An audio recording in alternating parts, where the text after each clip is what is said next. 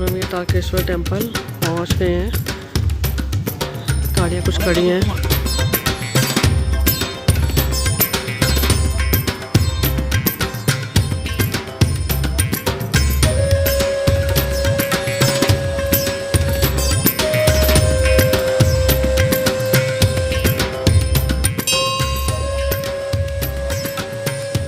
और ये हम तारकेश्वर मंदिर के लिए अंदर प्रस्थान कर रहे हैं।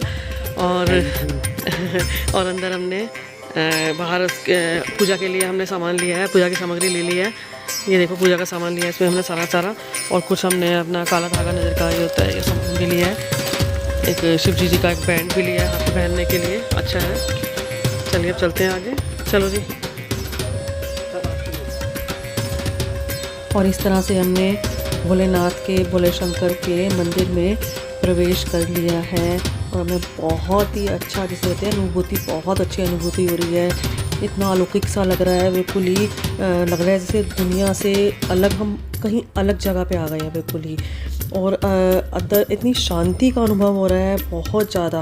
और आसपास ऊंचे ऊंचे पेड़ है, ये सारे देवदार के पेड़ जो हैं, बलूत के पेड़ हैं, इनके बीच में मंदिर है ये वाला। और आसपास इतना ठंडा एकदम जगह है, ठंडी ठंडी जगह है बिल्कुल ही। और थोड़ा अंधेरा सा, ठंडी हवा, और लग रहा है अलग ही बिल्कुल। जैसे मैं, मुझे नहीं पता मैं कैसे बताऊँ, कैसे समझाऊँ, पर बिल्कुल ही अगर आप आओगे तब आपको लगेगा कि एक जगह कैसी है।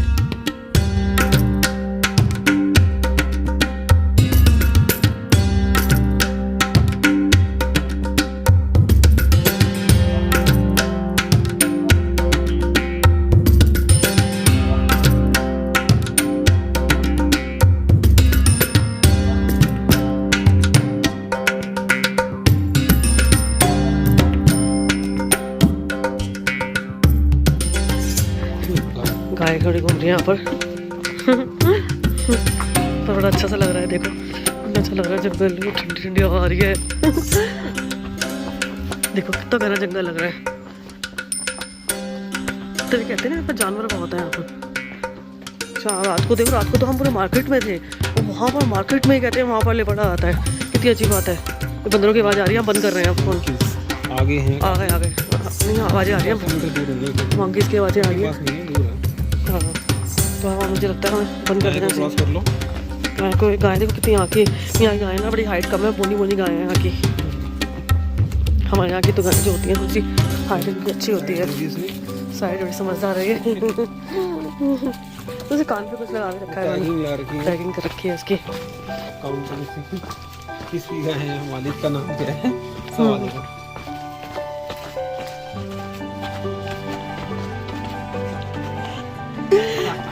तो हमें पता लगा है यहाँ से जो कुछ लोग ऊपर आ रहे थे उनकी सांस चढ़ी हुई थी। हमें लगा सांस की चढ़ी हुई है, कितनी दूर है। तो वो कहते हैं कि आते हैं मुझे बेटा जब ऊपर आओगे पता लगेगा तुम्हें। क्योंकि अभी तो नीचे उतर आई है और बाद में होगी चढ़ाई। देखो लोग बैठे हुए ब्रेक ले लेंगे। सही में लग रहा है अब तो।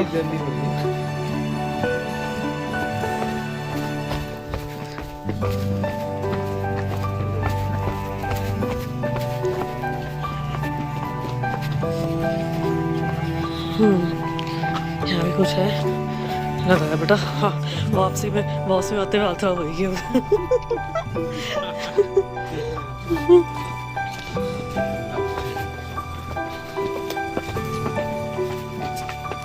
हाँ प्लेन है, यहाँ से निकलते हैं। प्लेन से सही है जाना ना, पत्थर में से जाने से अच्छा। हाँ पहाड़ पे ये मजा आता है ना, पता नहीं था कौन सा रास्ता कहाँ पर हम घूमने जा रहे हैं, कौन सा रास्ता कैसा मिल जाए, है ना। आसान मिल जाए, खतरनाक मिल जाए, ये वही सीन है।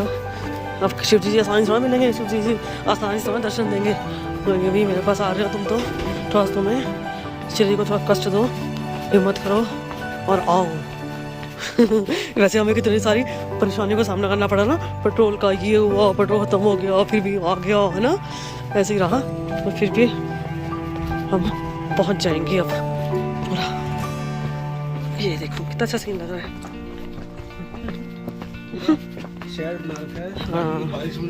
हाँ इंतजाम अच्छा है, मतलब इसका मतलब कल तो बहुत भीड़ होगी यहाँ पर ना। चढ़ाई अच्छी है, चढ़ाई बहुत सीधी चढ़ाई है बिल्कुल। बहुत ही सीधी चढ़ाई है तुम ना। कितने लंबे लंबे ये गाय, हाँ 30 फुट लंबे होंगे, 30 चले जाएंगे। कितने लंबे लंबे हैं। पूरी गाय खा रही है व्हाइट वाली। हाँ है ये सामने वो, हम भंडारा खाएंगे फिर तो हम तो वापसी में देखते नहीं अभी खाते हैं। हैं। यहाँ भंडार चल रहा है, भूख बहुत लगी है, मैं सुबह से कुछ खा कर निकले थे, लगता है भंडार चल रहा है यहाँ पर। और इतनी पता करते हैं भैया भंडारे का कितने बजे तक है, कैसे है ना। तो ये देखो कितनी बढ़िया जगह लग रही है, देखो कितनी अच्छी लग रही है ना जगह, बहुत सुंदर लग रही है।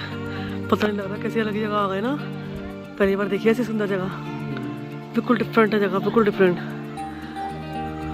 अलग ही जगह है बिल्कुल ही। देखो ये देखो, हाँ देखो कितना सुंदर लग रहा है, पूरा उतरने के लिए जाना बहुत सुंदर लग रहा है। है। Let's talk to them. चलो पूछते हैं यहाँ पर क्या है, हम पता कर लेते हैं पहले, क्योंकि पेड़ है यहाँ, भंडारा है। फिर हाँ कि यहाँ पर क्या है, खाने का सीन क्या है, ताकि हम खाने का इंतजाम कर लें। बस अपना यार भूख लगेगी, पता कर लेते हैं कितने बजे तक है। हम फिर घर पहुँचने में हमको, गाड़ी होटल पहुँचने में बहुत देर लगेगी, तो यहीं मिल जाए तो अच्छा है।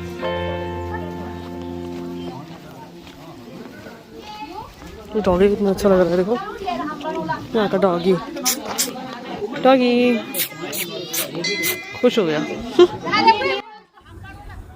अब हम भी भंडारा खाएंगे यहाँ पर, बड़े ही श्रद्धा भाव के साथ भंडारा यहाँ पर खिलाया जा रहा है। अच्छा लग रहा है, हम भी यहाँ पर ज़रूर खाएंगे। ये हमारी किस्मत है जो हमें खाने को मिल रहा है। वो लग नहीं रहा था कि कोरोना के समय में ऐसे कुछ हमें यहाँ पर भंडारा खाने को मिलेगा, उम्मीद नहीं थी, पर फिर भी यहाँ बहुत ही अच्छा लग रहा है। सबसे पहले हम अपना भंडारा खा के फिर हम आगे दर्शन के लिए जाएंगे। अब देखिए इसमें क्या है, यहाँ पर हमने जो इसके बारे में, मंदिर के बारे में जो कथा सुनी है, जो पुरानी कथा है, वो ये है कि एक ताड़कासुर नाम का राक्षस था, जो वो भगवान शिव का बहुत बड़ा भक्त था, बहुत पूजा करता था भगवान की। और भगवान तो भोले भंडारी तो बहुत जल्दी ही उनका दिल पसीज जाता है, वो बहुत खुश हो गए ताड़कासुर की पूजा से कि भाई बहुत बड़ा भक्त है। तो उन्होंने पूछा कि तुम्हें क्या चाहिए, है ना। जब उससे खुश हो गए, वरदान मांगने को कहा, तो वरदान का तो ताड़कासुर ने क्या कहा कि मुझे अमरता का वरदान दे दो। तो भगवान शिव तो भोले शंकर भंडारी हैं, उन्होंने उसको ताड़कासुर को अमरता का वरदान दे दिया कि तू हमेशा अमर रहेगा। अब क्या हुआ, वरदान जब पाकर तो क्या हुआ, उसके अंदर ताड़कासुर में घमंड आ गया। उसे लगा मैं तो अमर हो गया हूँ, मुझे कोई मार ही नहीं सकता। और इसी घमंड के अंदर क्या हुआ, वो बहुत ही अत्याचारी हो गया। इसी भावना के साथ इतना अत्याचारी हो गया कि उसने बहुत ही ज़्यादा मार काट बुरा हाल कर दिया उसने। तो क्या हुआ, सब उससे बहुत परेशान हो गए। और फिर क्या हुआ, देवताओं और ऋषियों ने सब ने सोचा क्या किया जाए इसका, कि इसको अमरता का वरदान मिला है और ये इतना त्राहिमाम कर दिया सब जगह इसने। तो देवता और ऋषियों ने सब ने मिलकर गए भगवान शिव के पास, और भगवान शिव से उन्होंने प्रार्थना की कि ताड़कासुर का अंत किया जाए, उसका आपने अमरता का वरदान दिया है, उससे बड़ा अत्याचारी हो गया है। तो ये सुनकर भगवान शिव जो थे, उन्होंने उसको कहा कि इसका अंत जो है वो शिव और माता पार्वती का पुत्र जो है कार्तिकेय ही कर सकता है। तो क्या हुआ, भगवान शिव के आदेश पर कार्तिकेय जो था ताड़कासुर का युद्ध करने के लिए पहुंच जाते हैं। तो क्या हुआ, अपना जो अंत नज़दीक जानकर ताड़कासुर भगवान शिव से क्षमा मांगता है। उसे लगता है, उसे उस समय महसूस हुआ कि हाँ मैंने ये गलत किया है, परंतु क्या है, भगवान शिव तो कह चुके हैं, आदेश दे चुके हैं कार्तिकेय को, तो अब वो तो वापस नहीं हो सकता ना। तो क्या हुआ, भोलेनाथ असुरराज ताड़कासुर को माफ़ कर देते हैं, उससे थोड़ा दिल भी पसीज जाता है उनका, और ये वरदान देते हैं उसको कि कलयुग में इस स्थान पर मेरी पूजा तुम्हारे नाम से होगी। इसलिए असुरराज ताड़कासुर के नाम से यहाँ भगवान भोलेनाथ ताड़केश्वर कहलाते हैं।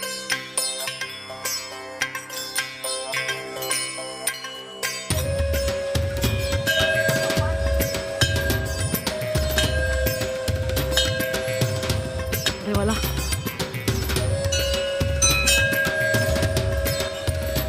आगे हम बम बोलेंगे। यहाँ ताड़कासुर का जब वध हो गया, उसके वध के बाद भगवान शिव ने यहाँ पर विश्राम किया था। उसे विश्राम किया, उन्होंने आराम किया, तो भगवान शिव के पर जो था उनके ऊपर सूर्य की बहुत तेज़ किरणें पड़ रही थी। तो भगवान शिव पर छाया करने के लिए जो माता पार्वती थी, उन्होंने 7 देवदार के वृक्षों का रूप धारण किया और वहाँ पर प्रकट हो गई। इसलिए आज भी मंदिर के पास स्थित 7 देवदार के वृक्षों को देवी पार्वती का स्वरूप मानकर पूजा की जाती है। ये है इसकी कहानी, पौराणिक कथा जो है इसकी। और इसके अलावा देखिए अभी ये मंदिर में हमें मंदिर के ये बाहर से बंद है क्योंकि दोपहर का लंच टाइम हो गया, पुजारी जी चले गए हैं। हमने बाहर से दर्शन कर लिए। ये बाहर जो है त्रिशूल रूपी वृक्ष जो बना हुआ है, ये बड़ी मान्यता है। इस पे धागा बांधा है हमने, चुनरी बांधी, इस पे अपनी मन्नत मांगते हैं और वो पूरी होती है, ऐसे माना जाता है। हमने भी किया ऐसा, और अब ये करने के बाद हम फिर बाकी के अपने आप से ही पूजा अर्चना सब खुद ही कर लेंगे क्योंकि पुजारी जी नहीं है। एक दंत कथा यहाँ और भी प्रसिद्ध है कि यहाँ पर एक साधु रहते थे जो अपने आसपास के पशु पक्षियों को जो सताता था ना, उनको जो सताने वालों को ताड़ते थे, यानी दंड देते थे उनको, वो जो भी पशु पक्षियों को सताता था। तो उनके नाम से यह मंदिर का नाम ताड़केश्वर के नाम से जाना गया। ये भी एक दंत कथा प्रसिद्ध है। अब देखिए हमारी पूजा अर्चना हो रही है। तेज से बुझाती जल्दी।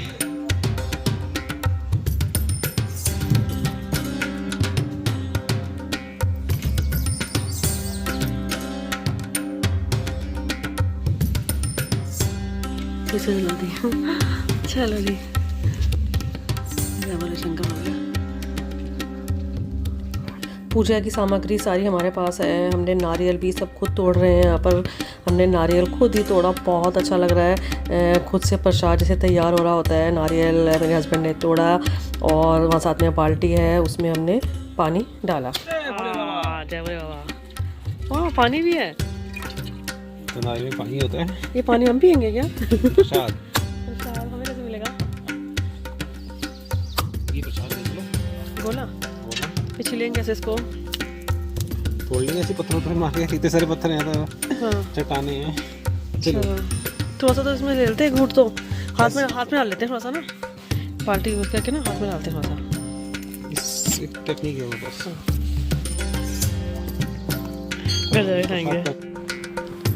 आगे जाकर माता की पूजा की। माता का जो श्रृंगार का सामान था, वो श्रृंगार माता को पूरा अच्छे से सजाया, बहुत अच्छा लगा सजाने में।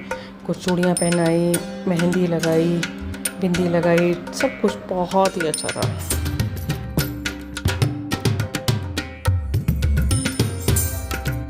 यहाँ बहुत सारे मेहंदी के पैकेट और चूड़ियाँ, बिंदी, सामान बहुत रखा हुआ है माता का।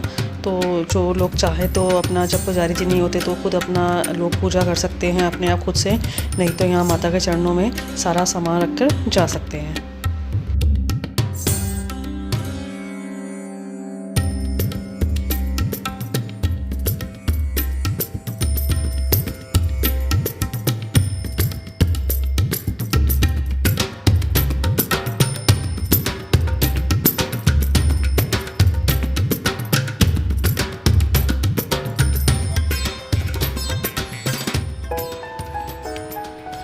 मंदिर में दर्शन करने के बाद हम बाहर आ गए हैं। मंदिर के बाहर निकलते ही बहुत सुंदर दृश्य है। सारे में पेड़ ही पेड़, लंबे देवदार के पेड़ फैले हुए हैं और इतने ऊंचे ऊंचे पेड़ हैं और आसपास पेड़ ही पेड़ दिख रहे हैं। अभी इतनी शाम नहीं हुई है पर फिर भी अभी 3 बजे का टाइम करीब है, पर अभी भी ऐसा लग रहा है जैसे कि बहुत ही अंधेरा अंधेरा सा महसूस हो रहा है और ठंडा तो है ही है मौसम यहाँ पर, तो अच्छा लग रहा है। बड़ा मन तो कर रहा है कि पेड़ों के बीच में ही अंदर घूमते रहें, पर यह है हमें वापस भी लौटना है, जाना पड़ेगा।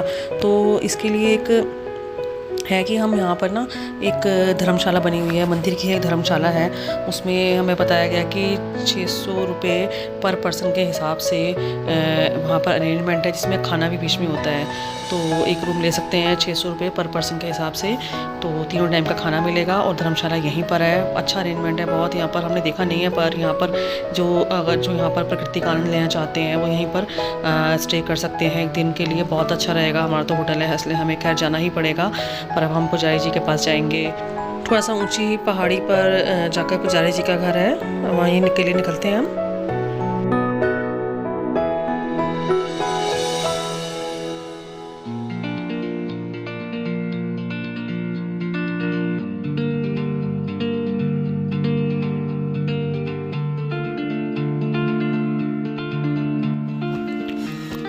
और हम यहाँ पुजारी के यहाँ जा रहे हैं। ये पुजारी का घर है लाल रंग का। यहाँ पर हम कुछ भंडारे के लिए तो सेवा करना चाहते हैं, उसी के लिए जा रहे हैं, क्योंकि अब दोपहर का टाइम हो गया। पुजारी अपने घर चले गए हैं, वहीं जाकर उनसे बात करनी होगी। काफ़ी कच्चा रास्ता है, अब देख रहे हैं।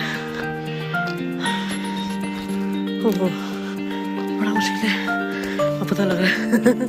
बड़ा अच्छा लग रहा है बड़ा। और यहाँ सच में ना यहाँ के लोग की लाइफ जो है ना बड़ी मुश्किल होती है।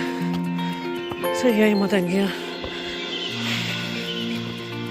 किसी पक्षी की आवाज़ आ रही है अच्छी सी।